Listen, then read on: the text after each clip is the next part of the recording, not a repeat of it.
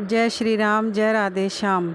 आज मैं आपको श्रावण महात्म्य का पहला अध्याय सुनाने जा रही हूँ। इसमें सूत जी कहते हैं, शौनक तथा अन्य ऋषिगणों से कि सभा में पधारो। सूत जी ने उन्हें आदरपूर्वक प्रणाम किया और बैठने के लिए आसन दिया। उनके बैठने के बाद मुनिश्रेष्ठ शौनक जी ने सूत जी से पूछा, हे प्रभु, हम सब मुनियों की इच्छा हो रही है कि आप हमें कोई ऐसी कथा सुनाइए जिसे सुनकर हम सब तृप्त हो जाएं। हमने आपके मुख से अनेक आख्यान सुनकर आनंद प्राप्त किया है। आपके मुख से हमने तुला राशि का सूर्य होने पर कार्तिक मास का महात्म्य, मकर राशि का सूर्य होने पर माघ मास का महात्म्य तथा मेष राशि का सूर्य होने पर वैशाख मास का महात्म्य सुना है। अब इन मासों में उत्तम कोई मास हो तो हम उसका महात्म्य सुनना चाहते हैं। शौनक जी का आग्रह सुनकर सूत जी बड़े प्रेम पूर्वक शब्दों से बोले कि श्रोताओं में निम्नलिखित 12 गुण होने चाहिए: दंभ रहित, आस्तिक बुद्धि, शठता रहित, परमात्मा में भक्ति, भगवत चर्चा सुनने की तीव्र इच्छा, नम्रता, ब्राह्मण भक्त, सुशील स्वभाव, धैर्यवान, पवित्र, तपस्वी तथा दोषारोपण रहित। ये सब गुण आप सज्जनों में विद्यमान हैं। इसलिए मैं प्रसन्नतापूर्वक आपको तत्व की बात सुनाता हूँ। एक बार ब्रह्मापुत्र संत कुमार ने भगवान शिव से पूछा, हे महादेव, हमारे हृदय में ऐसे मास के महात्म्य को सुनने की इच्छा हो रही है जो सब मासों में श्रेष्ठ हो। उस मास में कर्मों के करने से अनंत फल की प्राप्ति हो। संसार के कल्याण के लिए ऐसे मास के सभी धर्मों का वर्णन विस्तार पूर्वक बताने की कृपा करें। भगवान शिव ने संत कुमारों की इच्छा जानकर कहा, वर्ष के 12 महीनों में श्रावण मास मुझे सबसे अधिक प्रिय है। पूर्णिमा को श्रवण नक्षत्र का योग हो जाने से इस मास का नाम श्रावण मास पड़ा है। श्रावण मास में सिद्धि प्राप्त होने के कारण इस मास का नाम श्रावण पड़ा।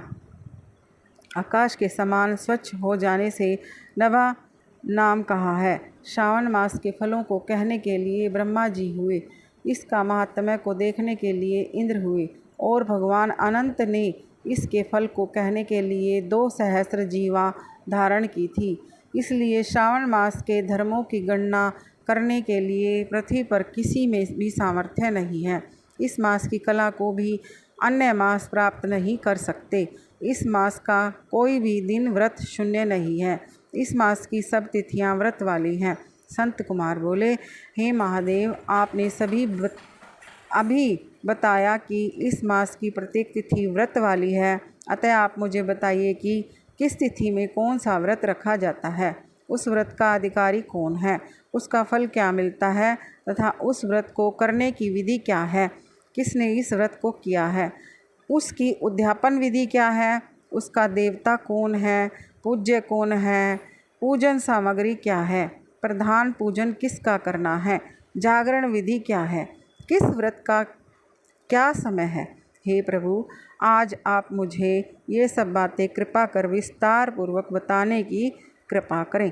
श्रावण मास आपको क्यों प्रिय हुआ, इसे पवित्रतम किस कारण से कहा गया है, इस मास में कौन अवतार उत्तम माना गया है, इस मास में कौन सा अनुष्ठान करने योग्य माना गया है। हे प्रभु, आप सब प्राणियों के लाभार्थ मुझसे कहें। रविवार से शनिवार तक जो व्रत आदि किए जाते हैं वह कृपा कर बताने का कष्ट करें। आप सब देवताओं में बड़े होने के कारण महादेव कहलाते हैं। पीपल के पेड़ में तीनों देवों ब्रह्मा, विष्णु और महेश का निवास कहा गया है। उसमें भी आपका निवास सबसे ऊपर कहा गया है। आप कल्याण रूप होने के कारण शिव, पापनाशक होने के कारण हर कहलाते हैं। शरीर में गणेश जी का अधिष्ठान रूप 4 दल का मूलाधार नाम का चक्र है। उसके ऊपर 6 दल की ब्रह्मा जी का अधिष्ठान नाम का दूसरा चक्र है। सबसे ऊपर 10 दल का भगवान विष्णु का मणिपुर नाम का तीसरा चक्र है। चौथा चक्र हृदय में 12 दल का अनाहत नाम का है। इस चौथे चक्र में आपकी स्थिति कही गई है।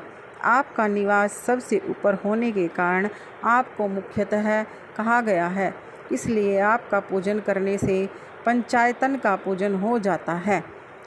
अन्न को ब्रह्ममय कहा गया है। भगवान विष्णु जल रूप कहे गए हैं। अब आप उस अन्न और जल को ग्रहण करते हैं तो आपकी प्रवीणता में किसी को लेश मात्र भी संदेह नहीं रह जाता। आपका शमशान और पर्वत पर निवास सब प्राणियों को विरक्ति का संदेश देता है। आपके यश का वर्णन करना वाणी से परे की बात है। यह श्रावण मास का प्रथम अध्याय समाप्त हुआ। जय सिया राम, जय राधे श्याम।